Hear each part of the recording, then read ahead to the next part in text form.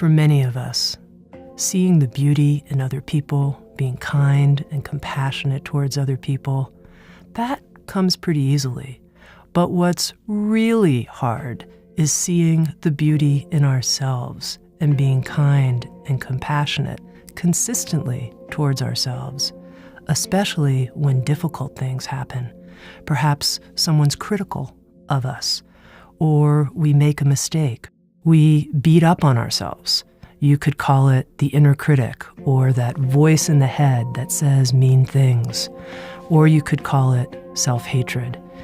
What can we do in these circumstances to interrupt this cycle and learn to befriend ourselves consistently? Sounds True has created the Self-Acceptance Project to investigate this question. We've invited the participation of spiritual teachers, psychologists, neuroscientists, visionary writers, all to look at how can we learn to be kind and compassionate towards ourselves on a consistent basis. Thank you for joining us, and welcome.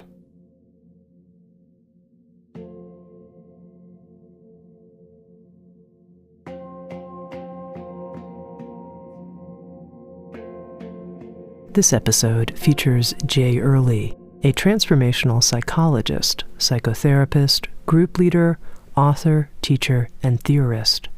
Jay has 2 upcoming releases with Sounds True, a book titled Freedom from Your Inner Critic, and an audio program called Self-Therapy.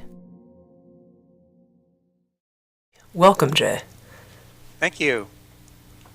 To begin with, I know that you work directly with clients, with people, and I'm wondering, from that work, how is it that you understand and approach this whole question of self-acceptance? I'm sure you work with many, many people who come to you and need help learning to be kind to themselves.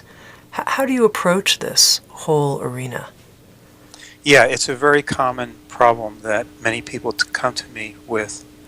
And basically, I do internal family systems therapy, and that has some wonderful ways of understanding self-acceptance and how to get there. But basically, to start with, people often come because they're unhappy with something in their life. They procrastinate too much, or they get too angry, or they feel bad about themselves, or they're scared to move forward in their life. And they tend to be down on themselves for those various things, which of course is the opposite of self-acceptance. And what I've learned from doing internal family systems therapy, IFS, over the last dozen years is that that whenever somebody has an issue like that that's not working for them, it's because a part of them is causing the issue. IFS has a way of working with our parts, like the part of me that procrastinates, or the part of me that gets angry, or things like that. And the beautiful thing that I've discovered using IFS, and that is known in IFS and also with other forms of therapy that work with parts, is that all of our parts have a positive intent for us. Even the part that procrastinates and causes us difficulties at work, or the part that gets too angry and causes us difficulties with our friends or our family, those parts nevertheless are doing whatever they're doing because they're trying to help us in their own distorted ways. And so once you see that, and you actually get to know, you can easily, using IFS, you can easily get to know a part that you may not like. You may not like the part that feels bad about yourself, or the part that is scared to move ahead. But once you get to know that part and find out what it's actually trying to do for you, then it's very easy to be accepting of that part. So that's one way to look at self-acceptance, is that it's actually the ability to accept all your parts and to be open to them and interested in them. And IFS has a wonderful way of doing that. Now let's talk a little bit more about that, being willing to accept all of these different parts. In the IFS model, does a person have a certain number of parts, or could I have hundreds? I mean, a very splintered person, hundreds of different parts? Well, I would say most people have. I mean, I know when I first started learning IFS, and I applied it to myself, and I started exploring my parts. I kept track of them, and I got up to about 50, and I'm not a particularly fragmented person. So, yeah, we all have lots of parts. There's no particular number, but and everybody's different. You don't necessarily have to work with all of your 50 or however many parts in order to make big changes. But yeah, we all have lots of parts.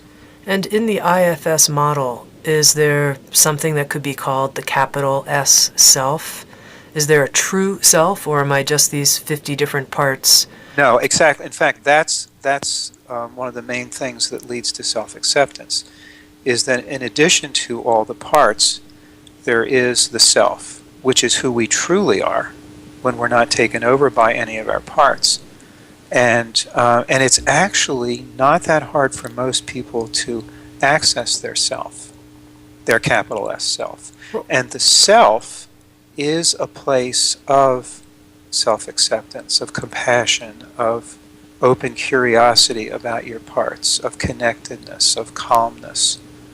And so by accessing the self and getting to know any particular part, you can find out what that part is trying to do for you in its own sometimes distorted way, and accept that part, make a connection with it, and of course ultimately transform it, because IFS is a form of therapy, so that's what it does. But even before you transform the part, it's easy to accept it. Okay, so I'm curious about this capital S self, and how somebody would know, oh, that's myself. That's not one of these splintered parts that I'm going to have to work with in this particular way. There's a number of different ways to know that. I mean, it's interesting. Dick Schwartz is the one who discovered and created IFS, and he kind of discovered this working with his own clients. Like he was just working with parts, and then it touches me even to think about it. He would every once in a while a client would say, it feels like I'm not in a part right now. It feels like, excuse me, it's just so touching. It feels like this is who I really am. It's like, and from here I feel open, and I feel, compassionate, and it's a different sense. It's a different internal sense, a sense of being home, a sense of being open. And so there's ways to know it. It's similar to the place you get into when you meditate.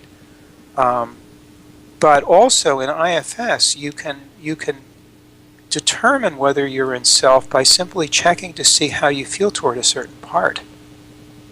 And if you feel interested in the part and openly curious about it or compassionate, then you're in self. And if you feel judgmental or like, I hate this part, I want to get rid of it, it's causing me problems, then you're not in self.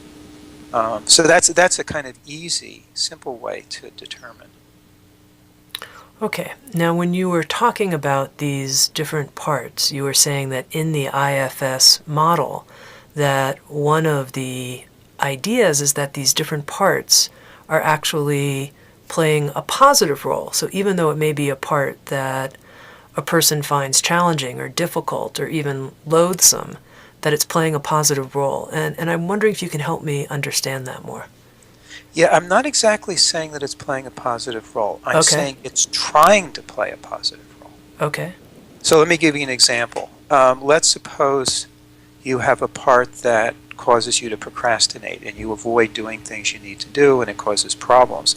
That part's not playing a positive role, but it's trying to. That part, let's give an example. Let's suppose that part is afraid that if it lets you go ahead and do this task that you're trying to do, it's afraid you're going to fail, and you're going to get judged or shamed or feel bad about yourself or whatever. So this part is saying, let's not do it. Let's avoid this, because I want to keep you from feeling bad and failing and feeling, shamed. So clearly that's not a very viable strategy, but the part's heart is in the right place. It's trying to protect you from something it thinks is going to be really painful. Of course, it may actually be causing you even more pain in the process, but it doesn't know that. All it knows is, this is dangerous. Don't go there. Don't try to do that task. That's an example of where the part has a positive intent, even if the effect that it has is actually negative. So, when you make a comment like this part in its heart is trying to have this benevolent impact ultimately, it makes it sound almost like you're personifying these different parts in a way. I mean, is that the view in IFS, that's really how the psyche works? Yeah. You can really, the parts are kind of like little people inside us with their own motivations and their own fears, even their own memories. And it's, now whether, we could argue about, is that actually the way the psyche is structured? And I think it is, but I can't prove it. But what I do know is that if you treat your parts as if they are little people that you can talk to, it works. They respond. In fact, you'll even have parts that say, my God, thank God you're finally paying attention to me after all these years. Well, that sounds like a little person in there, doesn't it? So it's really quite something. And it's very powerful because it gives you tremendous contact with the different areas of your psyche and tremendous power to change things, to really treat parts as, kind of like little beings inside of us. Okay, well, I want to take this just one step further because this is very curious to me. I get that it feels like that, like these little people inside, 30, 40, 50 little people inside. I get that. But you seem to think it's more than it just feels like that the psyche actually is structured that way in a certain sense. And I wonder if you could tell me what you mean by that. I guess just from my own experience in working on myself and working with many, many clients over the years, is that the parts really seem to have their own little psychological lives. That they, like one of the important aspects of IFS is to actually develop a relationship with each of your parts from self. And parts, they don't just act like psychological complexes. They act like people. They have feelings. They say, some parts will say they don't trust you. Some parts will say they've been longing to have you finally appreciate them, and they feel wonderful when you do. Those don't. When that happens, it doesn't sound to me like, it's just a way of thinking about some psychological issue in your head. It sounds like they're there and they have feelings. Okay, so in terms of this self-acceptance series that we're recording here at Sounds True, we've been talking a lot to different people about a part, you could say, a little being inside that seems to be chronically mean to the self. It's the voice of inner cruelty, you could say. Very critical, complaining, difficult, cutting down the person. Right. Can you help me understand how that part might be trying, to use your language, to do something good, even though it clearly seems like it's making a mess? Right. Well, first of all, let me say it's not just a part. Most people have more than one inner critic part. So, it's often thought of as the inner critic, but it's actually, when you actually get down to it and look inside the psyche, there's often more than one different critical part. But let me give you an example. Let's suppose, here's one that comes up frequently. You'll have a part that tells somebody, you can't do that. You're not going to be successful. If you try to do that, you're going to fail. Don't even bother, that kind of thing. That's a typical kind of inner critic attack, you might say, or message. In some cases, a part like that would be giving somebody that message because um, it's afraid that if they do um, step out into the world in the way they want to, they're gonna be shot down. And so this part figures, well, better make them insecure so they don't take that risk. Or here's another one. Let's suppose you have a part that says, you got to really work hard. You know, you're lazy. You're not working hard enough. What's the matter with you? You know, why don't you get going and do that? But I know you can't, and that kind of thing. That's another typical inner critic message. Sometimes when you get to know that part, it will tell you, I'm doing this because I'm trying to get you to work hard, so you'll do things well, so your father won't criticize you. Now, of course, the part's criticizing you. It's probably causing more damage than, well, maybe not more than the father did originally. But you see, that inner critic is attempting to protect you from, let's say, a critical father. And it sounds like the critical father, right? You know, and so in one sense you could say, well, this is just an introject to the critical father, but it's actually more than that. The part is actually, in this case, the example I'm giving is actually trying to protect you by trying to get you to be successful so your father won't criticize you. Of course, it doesn't work that way. With a part like that, it probably prevents you from being successful. But again, the part doesn't realize that. It's doing what it can to protect you from what it sees as a lot of pain. Now, Jay, you said something very interesting, that in the work that you do, you don't see that there's one inner critic, one inner part that is this inner critical voice, but that there could be several parts carrying these critical messages. How did you come to that discovery? You're the first person that I've talked to in this series who has made that statement. All of the other people I've spoken to have just described, you know, there's this inner critical voice, and they're just talking about it as one presence in the psyche. Well, I guess that's just from the experience of doing IFS work, because in IFS, we don't just kind of generally notice voices. We actually go in and find out exactly what part, any voice that a person hears, we find out exactly what part that is. And IFS clients learn to differentiate one part from another, not just critical parts, any kind of parts. And so when you do that, then you discover, so then you're not just working with a theory, you're actually, you actually see what's there. And it's not uncommon for people to have, you know, 2 or 3 or however many different parts that that are critical of them, and either in different ways or about different things. So that's just, and that's not just my experience. That's pretty much known in the IFS community, and in other communities, like in the voice dialogue community. I'm sure they would have the same idea probably.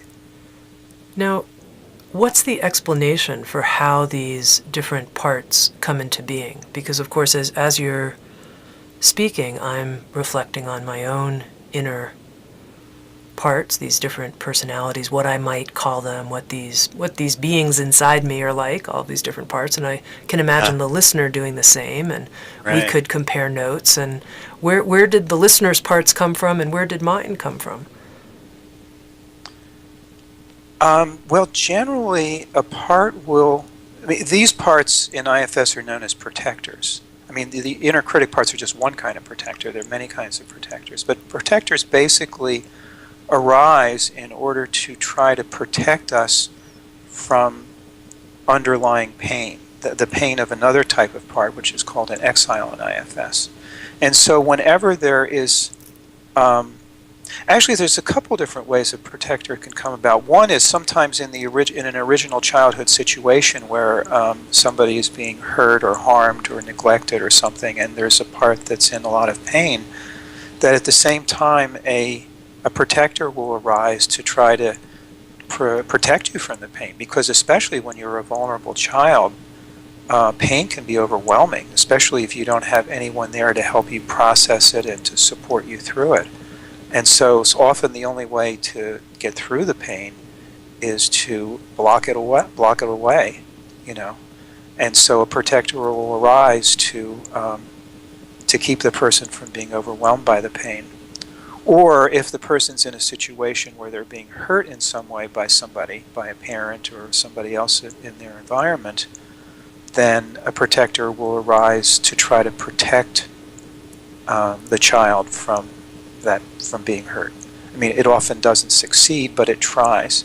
And then they can also, come in later in life, when there's underlying pain that's coming up for various reasons. Protectors can come in then to try to protect us again from being flooded with too much pain. So in the internal family systems theory mapping, there are protectors, there's exiled parts, and then there's the self. Are those the big components? Yeah. And can you tell me a little bit more about the exiles? Exiles are, exiles are child parts that hold pain, as a result of traumatic incidents or harmful relationships or neglectful relationships in childhood. I mean, it's usually childhood. It's not always childhood. It can be, if you have a traumatic incident as an adult, you will have an exile as a result of that too. But it's usually childhood stuff. Okay. And so these three components, protectors, exiles, and the self, the capital S self. And here we are, we're talking about self-acceptance. And as you described the capital S self, that seemed an easy place to rest once you can find it and touch it and know how to be there. How in IFS do we relate to the exiles and the protectors? Well, basically, the self is naturally interested in connecting with all of our parts. When you're in self, you're naturally curious and compassionate about the pain that the exile carries and that the pain that the protectors are trying to protect you from. So so when you're in self, it's pretty easy to focus on any particular part and get to know it and find out, what it's trying to do for you, including our inner critic parts. So paradoxically, even though the inner critic parts don't accept us, we can accept them. And as a result of accepting them and then following through in the rest of the IFS process, the inner critic parts can actually be transformed from, their dysfunctional role of criticizing us into a healthier role of being there to help us grow or see what we need to look at, but in a constructive, encouraging way. Or sometimes they'll take an entirely different role, even. Okay, so maybe it would be helpful to take an example. If there's an example of, let's say, a difficult part, I'll pick one. Let's say a part that says to me, you shouldn't have eaten that. You shouldn't have eaten that. Why did you eat that? Come on, you shouldn't. You said just a few hours ago you were going to start your diet then. It's not even 24 hours later. Okay, that's the part. Right. How does the self in me relate to that part in a healing way? So first of all, you get into self, and then you start asking the part questions and finding out what it's trying to do for you by criticizing you in that way. And of course, in this case, it's pretty easy to see. This part is trying to keep you on a diet to have you healthy or have you lose weight or whatever. So the positive intent is pretty clear in this case. Now, of course, in this case, that that part you just mentioned is going to be at war with another part that's probably tends to overeat.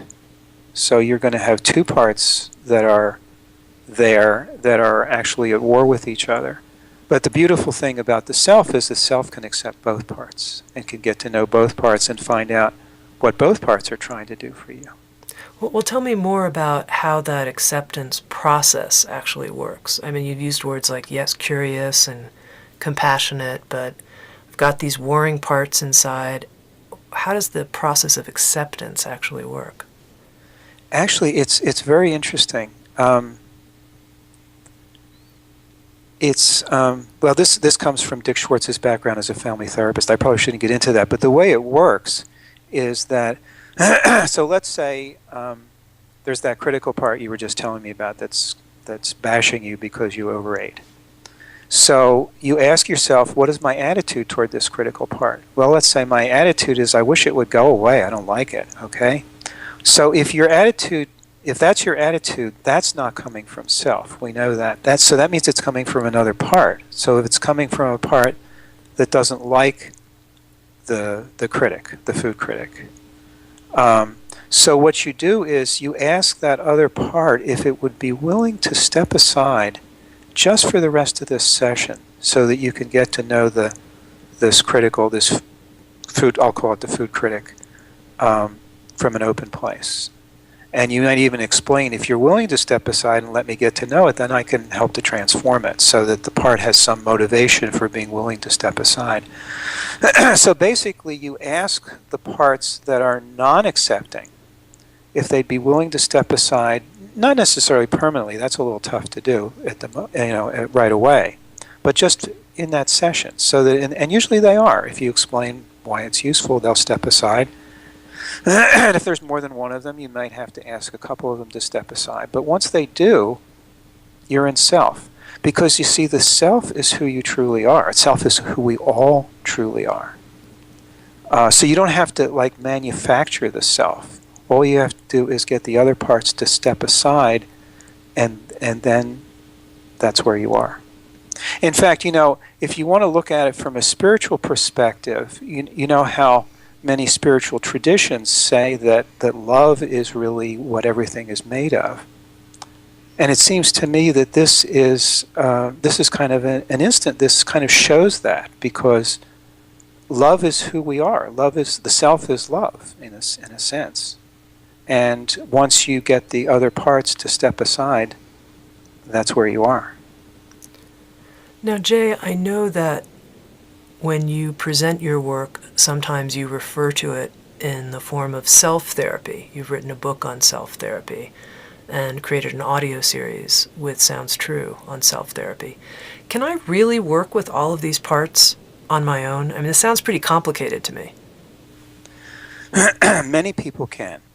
It varies from person to person. I've gotten any number of wonderful emails over the last 3 years from people who, use my book Self-Therapy and it changed their lives.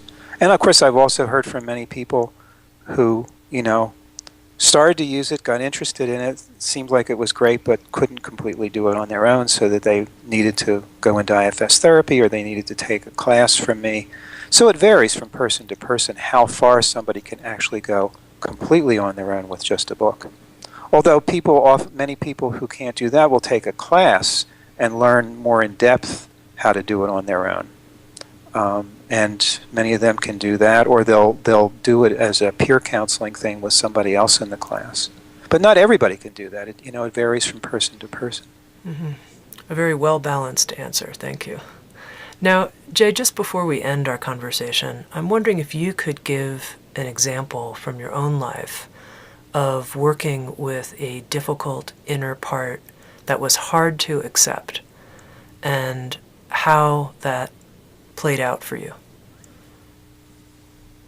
It's, I guess I'd have to go back quite a ways, because I've actually, by the time I got to IFS, 10 or 12 years ago, I had gotten to a pretty self-accepting place.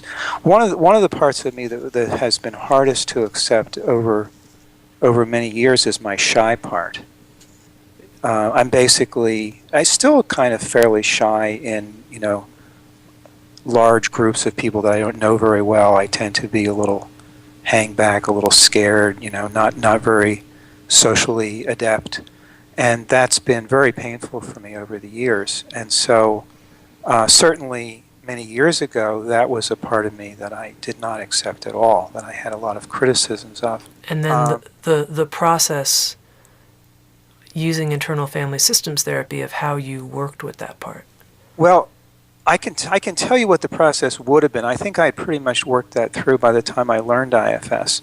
But basically, the way I would have worked with that would have been to get to know the part. Now, in my case, that shy part is really probably an exile. In fact, I can think of some things that happened to me as a child that made me frightened of social settings. So in that case, it would have been getting to know that exile and finding out the pain that part was in. And it's interesting, I can kind of feel it now.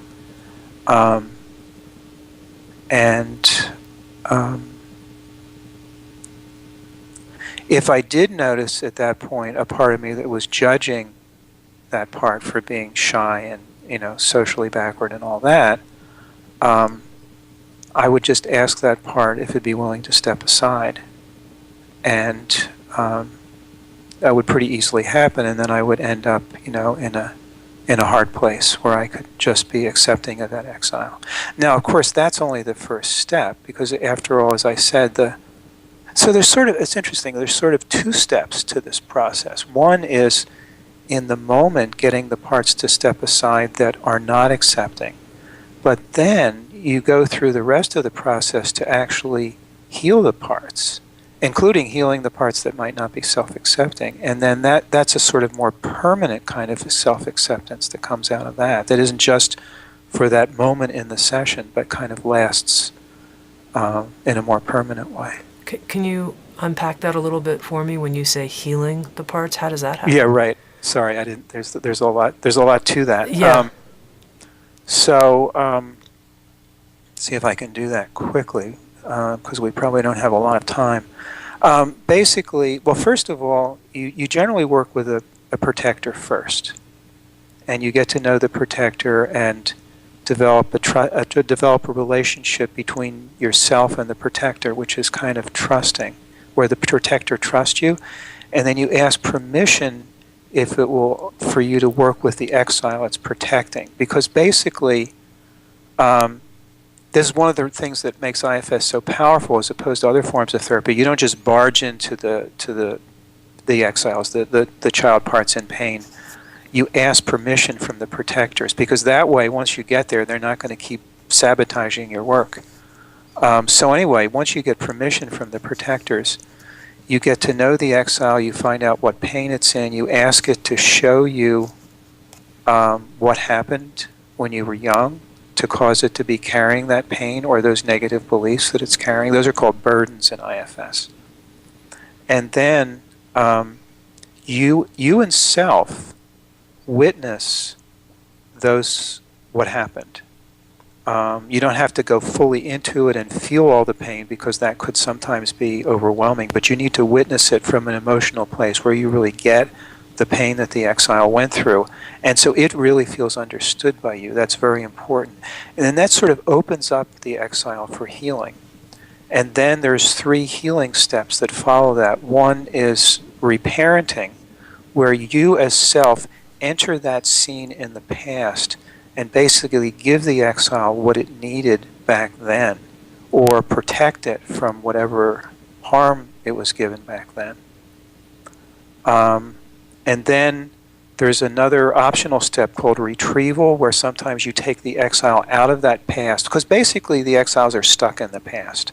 They don't realize it's 2013. They think it's whatever.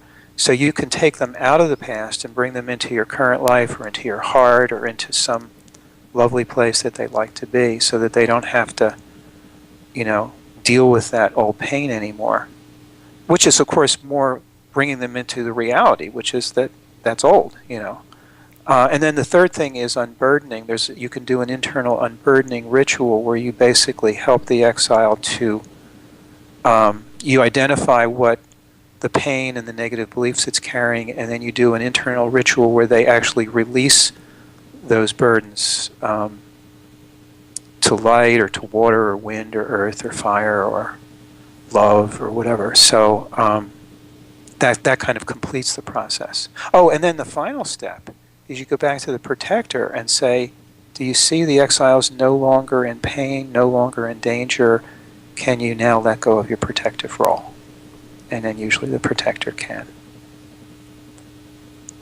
So just to understand here as a final question, the outcome of doing this work in terms of self-acceptance, there are still all these parts inside, but the self relates to them differently, or these parts that are difficult and hold this critical energy continue? They don't continue? What's the outcome? Well, the ideal outcome is that, I'll just take it in terms of one part, is that the part, if it's an exile, it's unburdened, it's transformed. When an exile lets go of its burdens, it sort of assumes its natural state of being loving or playful or creative or strong or whatever it might be. And then the protector, once it sees that it doesn't have to do its role anymore because the exile is no longer in danger and no longer in pain, then the protector will either sometimes just choose to relax, or sometimes it'll choose a different role in the psyche. So, for example, if you were working with an inner critic part, that inner critic part might choose to become what we call an inner mentor. Instead of criticizing you, it might choose to just help you look at things you need to look at and ways you need to improve, which is what the critic is trying to do, but in a harmful way, whereas the inner mentor will do it in a supportive, caring, encouraging way. Or it might choose some other role. It's up to the part. We don't assign the part its new role. The part chooses what it wants to do. Mm-hmm. Anyway, but more than that, so the parts transform. The exiles and the protectors both transform. But also the other thing is that they have come to trust the self, and so the self is the leader, so to speak, for the internal family system. So that the parts might still be there, but now they have kind of positive qualities or capabilities to offer to you, and they also don't just take over when they need to. They kind of work together with the self, so that the self decides what needs to happen and brings the parts in, and it's all cooperative under the leadership of the self. So that's what you're aiming for. Well, I'm so glad to have had this chance to include you in the Self-Acceptance Project. You're bringing a perspective forward that hasn't been covered in this kind of detail with this kind of mapping or anything really close. So I'm very grateful for that, to have the approach of internal family systems therapy represented. It's clearly quite powerful and helpful. Thank you. You're welcome. It was fun to do it. I've been speaking with Dr. Jay Early. He's a clinical psychologist who specializes in group therapy and internal family systems therapy. And with Sounds True, Jay has created a new audio learning series on self-therapy, as well has written a book with Bonnie Weiss called Freedom from Your Inner Critic, a self-therapy approach. SoundsTrue.com. Many voices, one journey. Thanks for listening.